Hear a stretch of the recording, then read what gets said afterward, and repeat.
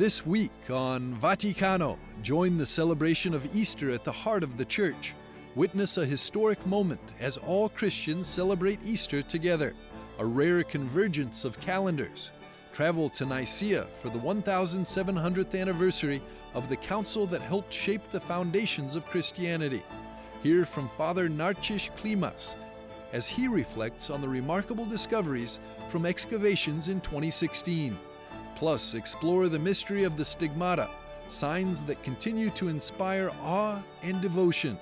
Vaticano starts now.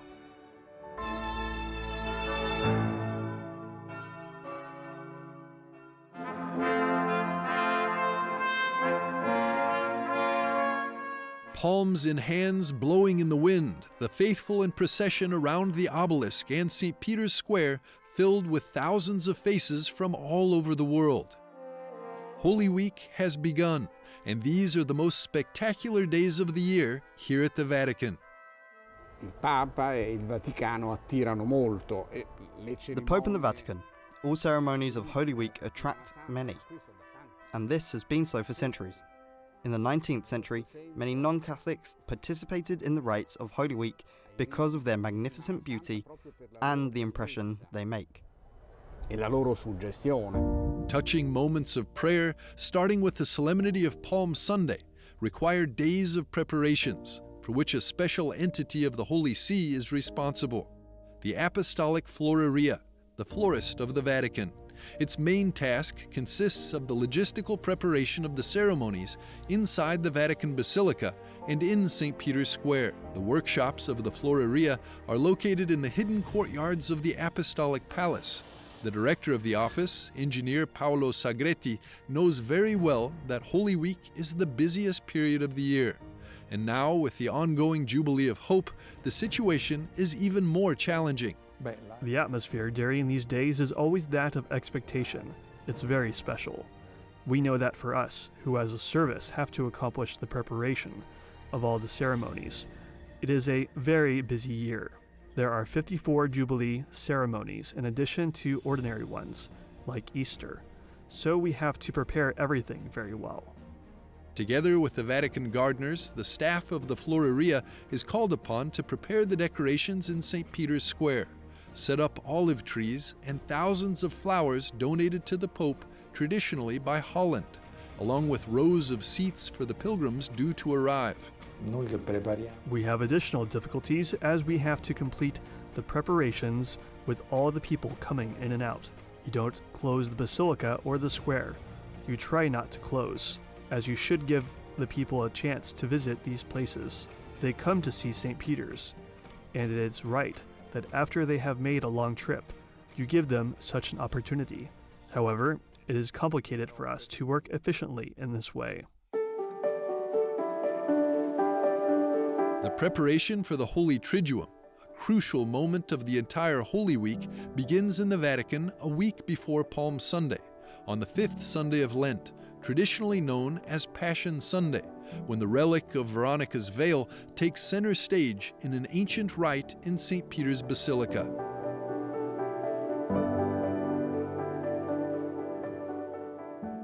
However, on this day in Rome, in St. Peter's Basilica, the Romans have this jealous opportunity to look once more on the face of Christ. Before we don't look on the crucifix, we don't look on the face of Christ for another 2 weeks until Good Friday, when the crosses are unveiled for us to venerate. The relic is referenced in the 6th station of the Way of the Cross, where a woman named Veronica wipes the face of Jesus with a cloth as he carries the cross to Calvary. The Vatican tradition to venerate the relic goes back to the Middle Ages. Innocent III established his procession in the Vatican neighborhood with the veil of Veronica, which already drew so many pilgrims to Rome, especially for this procession. And Pope Boniface VIII was participating in this procession in January of the year 1300. He wanted pilgrims to experience looking upon the face of Christ in Veronica's veil.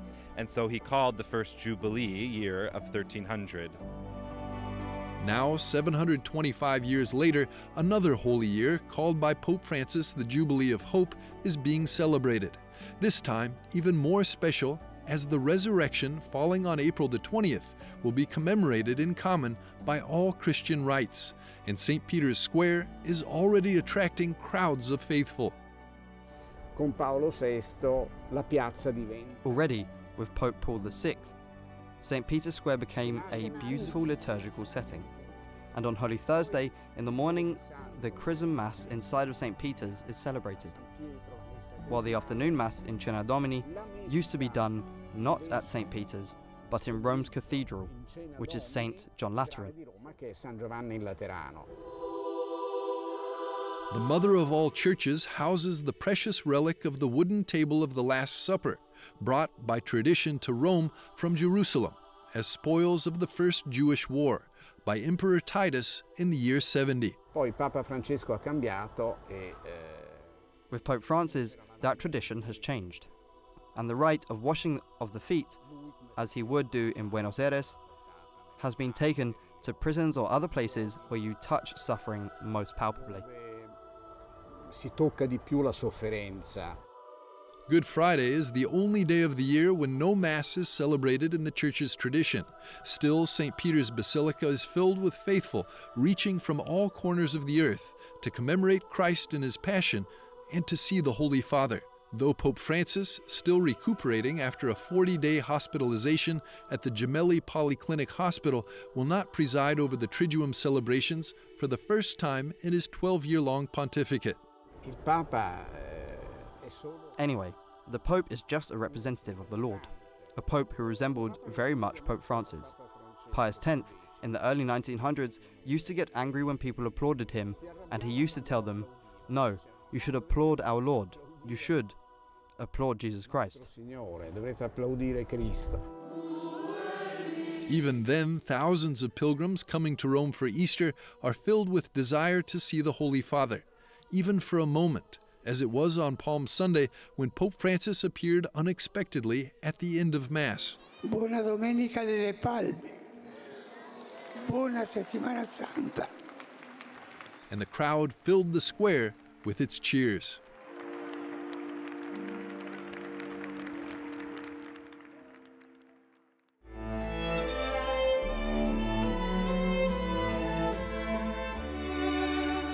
We'll be right back, diving into the anniversary of the Council of Nicaea, right here on Vaticano.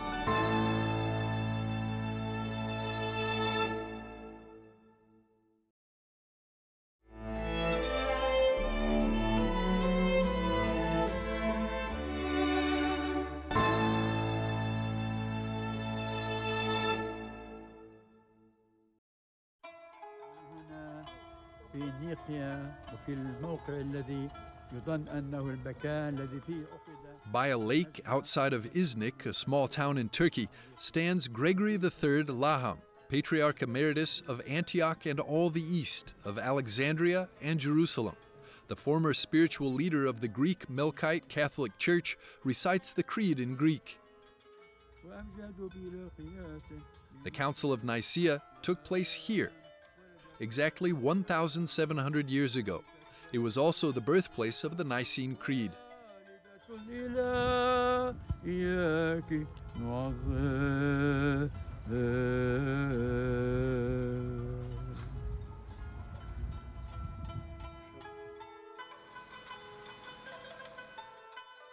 The council in Nicaea, today is İznik, the name of today, and it's been very important because it's been the first ecumenical.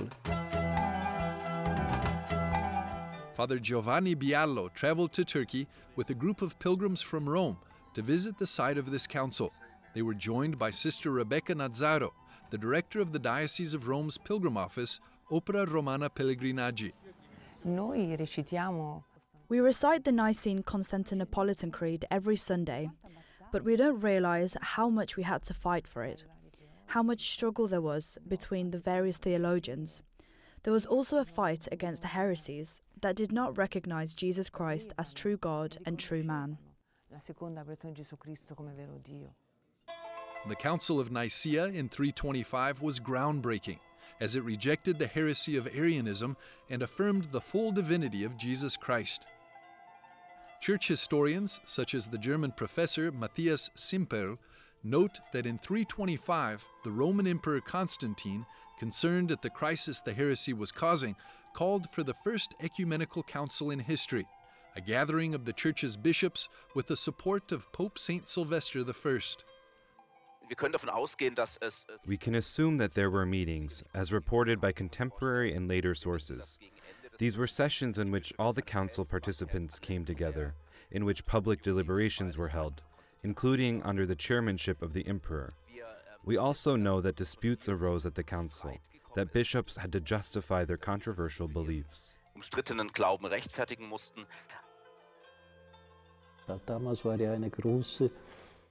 There was a great crisis at the time, which came mainly from Alexandria in Egypt, where the presbyter Arius held the opinion of a very strict monotheism, a very strict one-God faith. In his opinion, Jesus Christ cannot be the Son of God at all.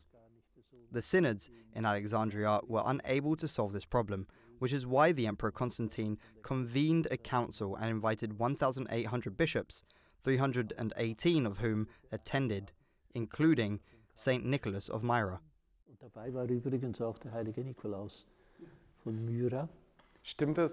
Is the legend that St. Nicholas slapped Arius in the face true? That is how it is handed down. I don't know whether that was really the case, but it would be the outward expression of his inner attitude. St. Nicholas was truly convinced that we must confess Christ.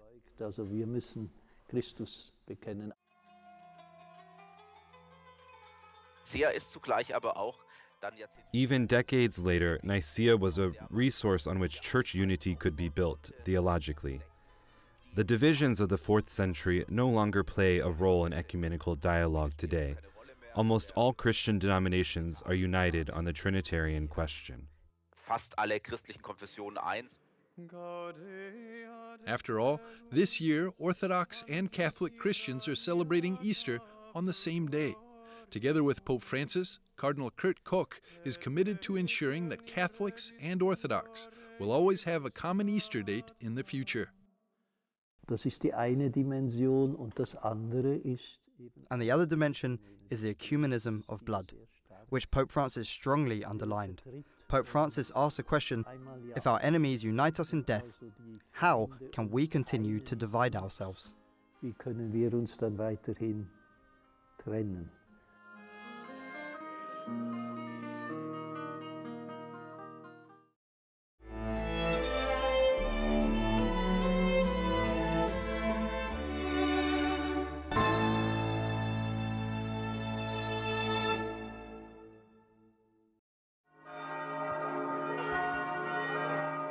Easter is the most sacred moment of the liturgical year, and it draws our hearts to the place where it all began, the Lord's tomb in Jerusalem.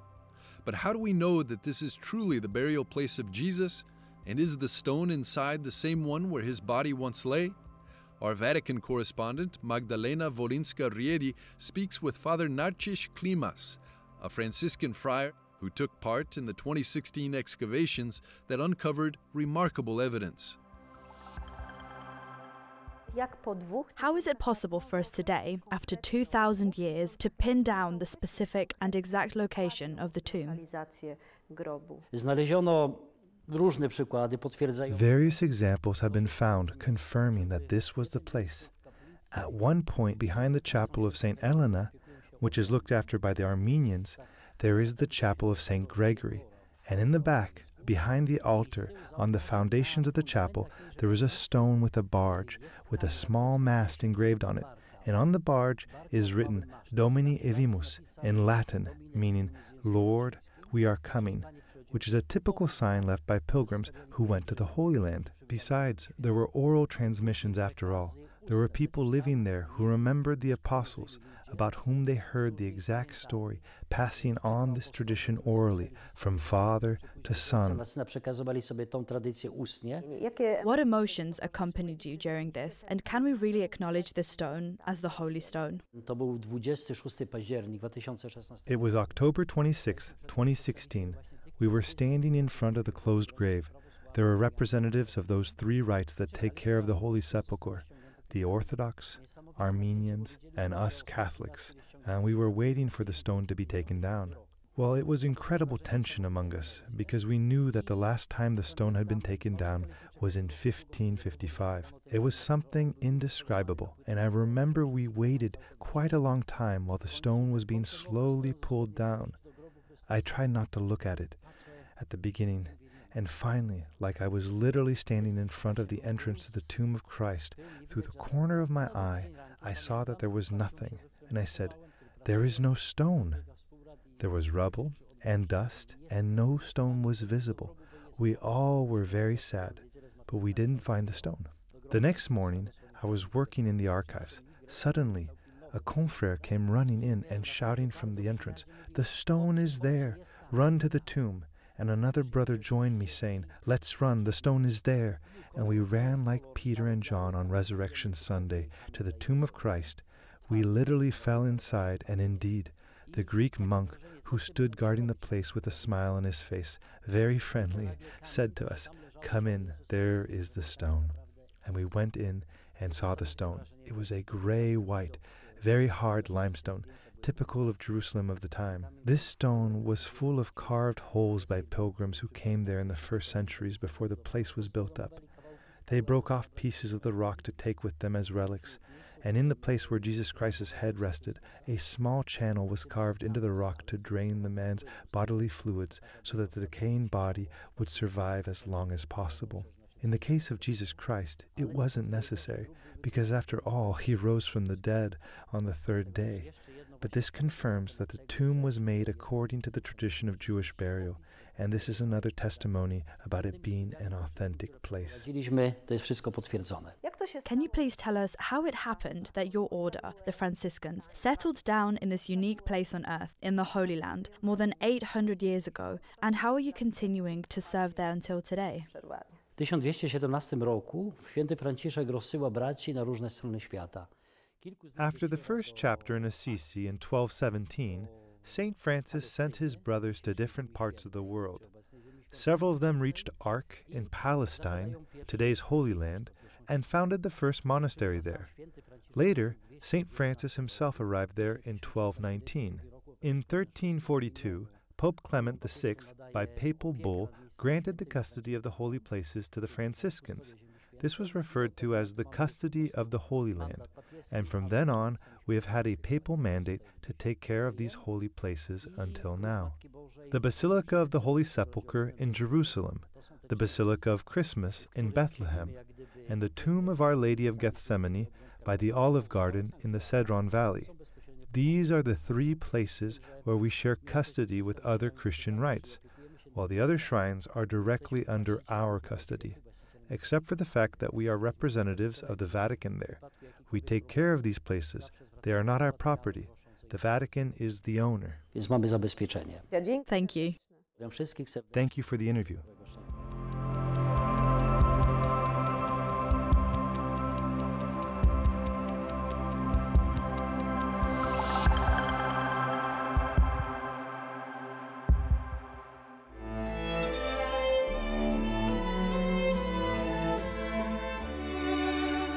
Stay tuned. We'll return shortly to explore the mystery of the Stigmata, only on Vaticano.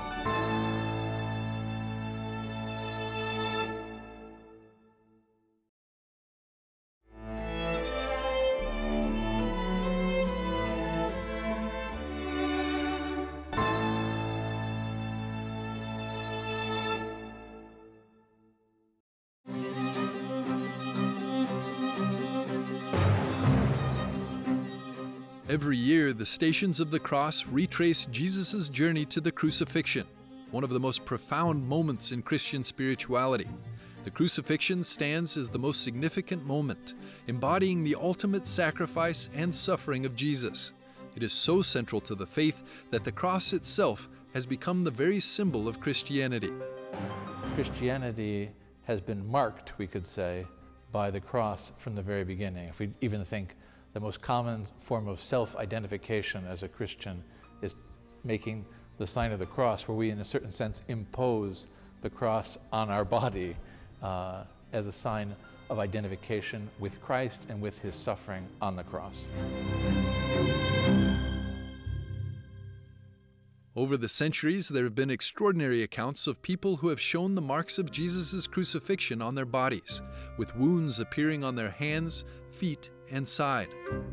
These marks are known to the world as stigmata, a miraculous event first documented in the extraordinary case of St. Francis of Assisi during 40 days of meditation in Laverna, Tuscany, a small town where a Franciscan sanctuary now stands. In 1224, St. Francis came here. He was spending 40 days in preparation for the feast of St. Michael and the Archangels, which is on September 29th. So Francis prayed something that to me and perhaps to you seems a little peculiar. It was that he could feel on his body the physical pains that Christ had when he was on the cross. Francis was in prayer. He was in an ecstatic prayer.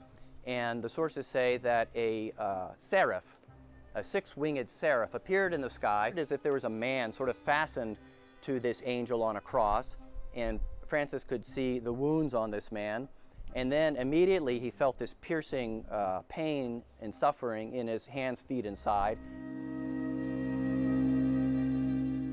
For many, they are undeniable evidence of God's presence, yet there are also countless skeptics. One of the most famous cases is that of Padre Pio, whose stigmata were placed under scientific scrutiny in order to debunk this spiritual mystery. But the outcomes revealed astonishing and inexplicable results.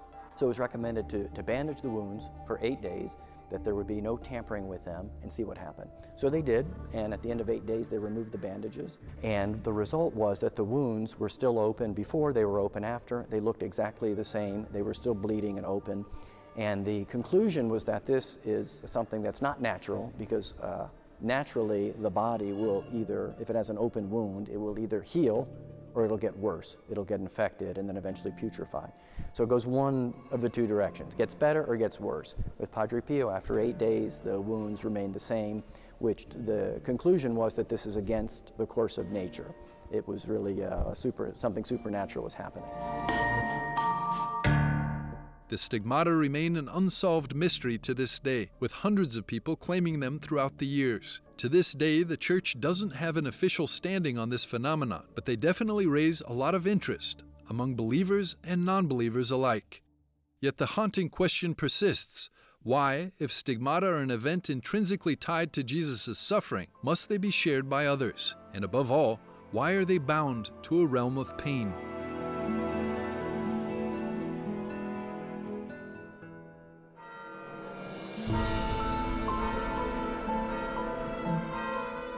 The joy of Easter is a natural consequence, really, of what comes before it on Good Friday. The suffering is a condition for arriving at the glory of the children of God with the resurrection.